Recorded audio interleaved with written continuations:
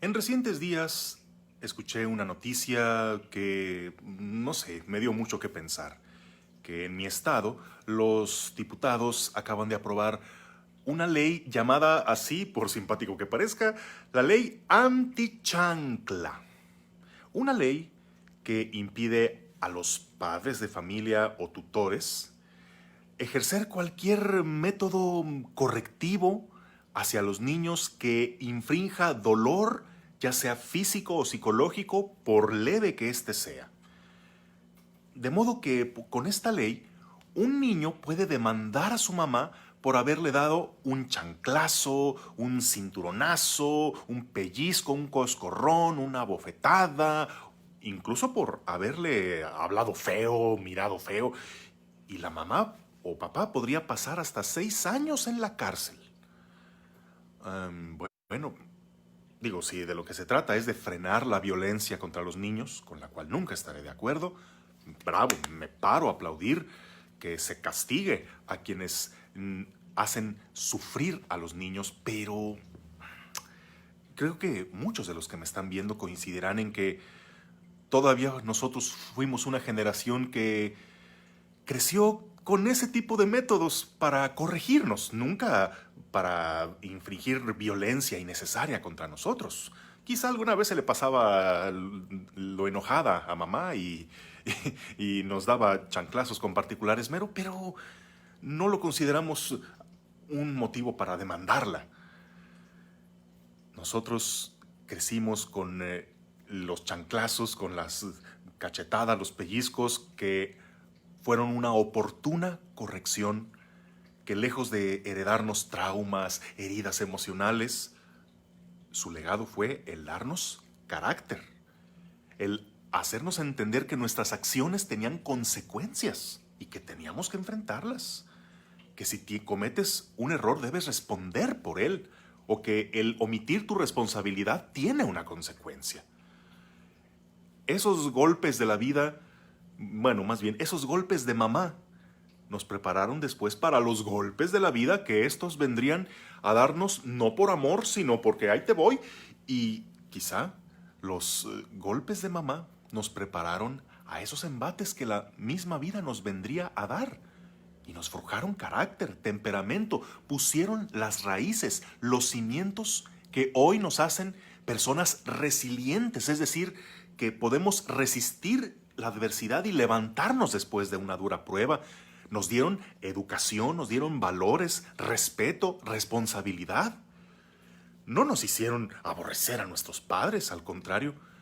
Considero que las generaciones pasadas somos más considerados y agradecidos a nuestros padres, a comparación de las generaciones que ya han crecido sin este tipo de métodos, que son más exigentes, más resentidos y además sufren, aunque no se les peguen, no se les dé ningún correctivo de estos, salen con que tienen más crisis de ansiedad, más necesidad de ir al psicólogo, más depresión infantil y entre esas cosas.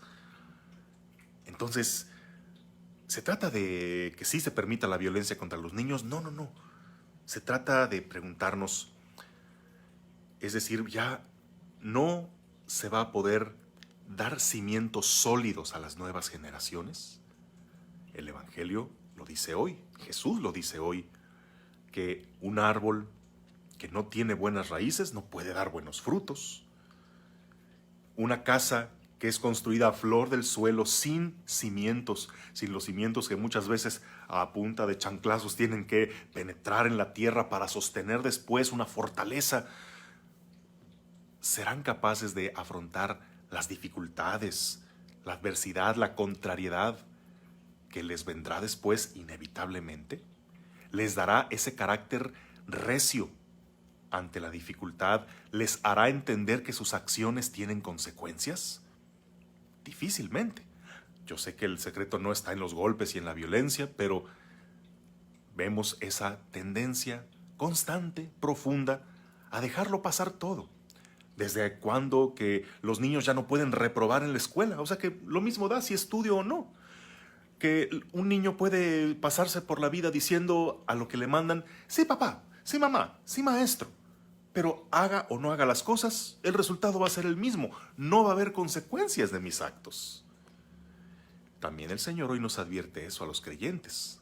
No basta con decir Señor, Señor, para entrar al reino de los cielos.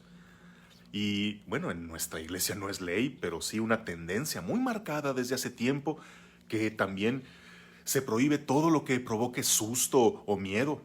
O sea, no se puede hablar abiertamente de realidades como el castigo divino, las consecuencias del pecado, la gravedad del cumplimiento de nuestros deberes.